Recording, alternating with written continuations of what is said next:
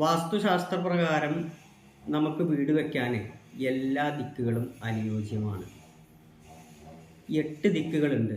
ആ 8 ദിക്കിലേക്കും ഏതെങ്കിലും ഒരു ദിക്കിലേക്ക് നമുക്ക് വീട് വയ്ക്കാനുള്ള എല്ലാവിധ ആനുകൂല്യങ്ങളും അവിടെയുണ്ട്. എന്നാൽ ഓരോ ദിക്കിലേക്കും ആ ദിക്കിൻ്റേതായിട്ടുള്ള പ്രത്യേകതരം അനുഭവങ്ങളും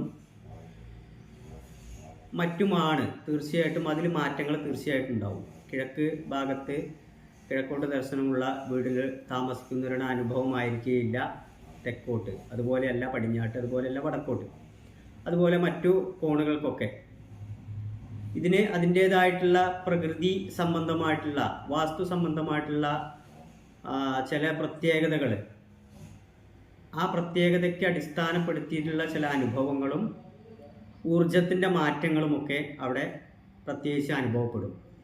അപ്പോൾ അതിൻ്റേതായിട്ടുള്ള മാറ്റങ്ങളാണ് യഥാർത്ഥത്തിൽ വാസ്തു അടിസ്ഥാനപരമായിട്ട് പറയുന്നത്.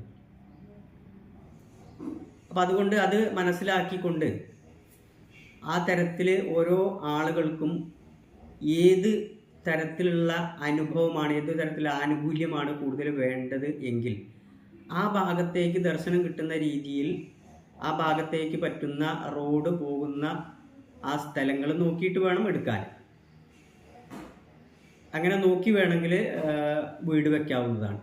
കിഴക്ക് ദിക്ക് വേണം എന്ന് ആഗ്രഹിക്കുന്നവർ ആ കിഴക്ക് ഭാഗത്ത് റോഡ് വേണമല്ലോ, സ്വാഭാവികമായിട്ടും. അതുപോലെ മറ്റു ദിക്കുകളൊക്കെ ഏത് ദിക്കാണ് ഞാൻ തിരഞ്ഞെടുക്കുന്നതെന്ന് വെച്ചാൽ അതിനനുസരിച്ചുള്ള അനുഭവങ്ങളായിരിക്കും തീർച്ചയായിട്ടും അവിടെ ഉണ്ടാവുക.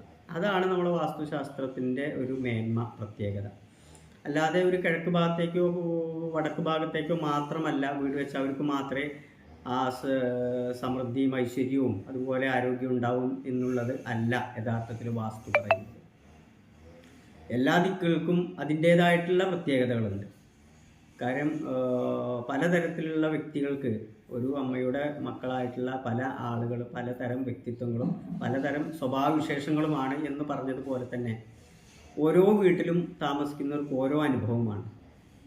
അത് ഓരോ ദിക്കിനനുസരിച്ചുള്ള അനുഭവങ്ങൾ മാറി വരും.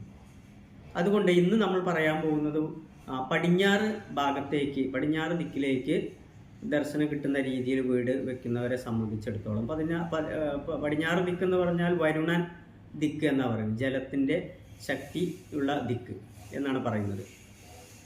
അപ്പോൾ ആ ദിക്കിൻ്റെ പ്രത്യേകത എന്ന് വെച്ച് കഴിഞ്ഞാൽ കുറച്ച് ചൂട് കാറ്റ് അനുഭവപ്പെടുന്ന ഒരു ഭാഗമാണ്, മേഖലയാണ് ആ പടിഞ്ഞാറ് ഭാഗം. അപ്പം നമ്മൾ അങ്ങോട്ട് ദർശനം വെച്ച് കഴിഞ്ഞാൽ കൂടുതൽ നമുക്ക് അഭിമുഖമായിട്ടിരിക്കുന്ന ആ ചൂട് കാറ്റ് കൂടുതൽ നമ്മുടെ വീടിൻ്റെ ഉള്ളിലേക്ക് കയറി വരാനുള്ള ഒരു അവസ്ഥയാണ് പടിഞ്ഞാറ് ദിക്കിൽ കാണുന്നത്. അതുകൊണ്ട് തന്നെ സ്കിന്ന് സംബന്ധമായിട്ടുള്ള, തൊലി സംബന്ധമായിട്ടുള്ള ചില നമ്മുടെ ശരീരത്തിൽ ചില പാടുകളും അല്ലെങ്കിൽ ചില അത്തരത്തിലുള്ള ചില വ്യതിയാനങ്ങളാണ് ആ ഭാഗത്ത് ഉണ്ടാവാൻ സാധ്യത. അതുപോലെ തന്നെ ബിസിനസ്സുകാർക്ക് ഏറ്റവും അനുയോജ്യമായിട്ടുള്ള ഒരു മേഖലയാണ് പടിഞ്ഞാറ് ഭാഗത്ത്. ബിസിനസ്സുകാരാണ് പടിഞ്ഞാറ് ഭാഗത്തേക്ക് വീട് വെച്ച് താമസിക്കുന്നതെങ്കിൽ, അത് വാസ്തു അനുകൂലമായിട്ടുള്ള രീതിയിൽ വീട് നിർമ്മിച്ചതെങ്കിൽ അവർക്ക് കൂടുതൽ ബിസിനസ്സിൽ ഉയർച്ചയും സാമ്പത്തിക ഉയർച്ചയൊക്കെ ഉണ്ടാകുന്നൊരു മേഖല തന്നെയാണ് പടിഞ്ഞാറ് ദിക്ക്. അതുപോലെ തന്നെ പ്രത്യേകിച്ച് പറയേണ്ടത്, അവർ ഏത് മേഖലകളിൽ എത്തിച്ചേർന്നാലും അവർക്കൊരു അധികാരം, ഒരു സ്ഥാനമാനങ്ങളൊക്കെ നേടാവുന്ന അനുഭവം കിട്ടുന്ന ഒരു ദിക്ക് കൂടെയാണ് പടിഞ്ഞാറ് ദിക്ക്.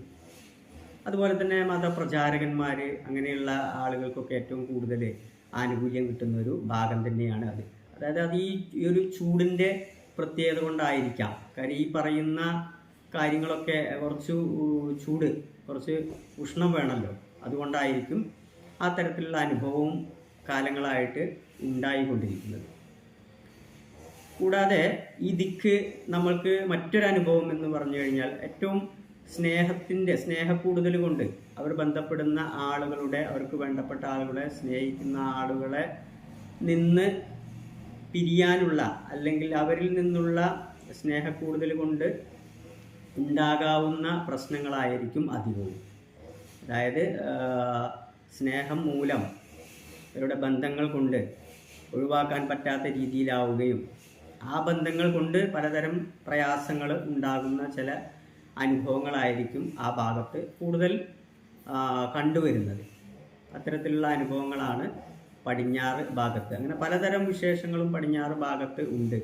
എങ്കിലും ഇതൊക്കെ അനുകൂലവും ഇതൊക്കെ ഇതിൻ്റെ നേരെ ഈ പറഞ്ഞതിൻ്റെയൊക്കെ അനുകൂലവും പ്രതികൂലവുമായ സാഹചര്യവും വരാറുണ്ട്. കാരണം അത് നമ്മുടെ വീടിൻ്റെ സ്ഥലമൊരുക്കുന്നിടത്തും അതുപോലെ വീടിൻ്റെ നിർമ്മാണത്തിലും ശ്രദ്ധിക്കേണ്ട ചില കാര്യങ്ങളുണ്ട്. ആ നിർമ്മാണത്തിൽ ശ്രദ്ധിക്കേണ്ട കാര്യങ്ങൾ ചെയ്യാതെ ശരിയാവാതിരുന്നാൽ നമുക്ക് ഒരു അനുകൂലമായിട്ടുള്ള അനുഭവത്തിന് പകരം നമുക്ക് പ്രതികൂലമായിട്ടുള്ള ഈ പറഞ്ഞതിൻ്റെയൊക്കെ പ്രതികൂലമായിട്ടുള്ള അനുഭവങ്ങളായിരിക്കും നമുക്ക് അവിടെ ഉണ്ടാകാനുള്ള സാധ്യത കൂടുതൽ കാണുന്നത്.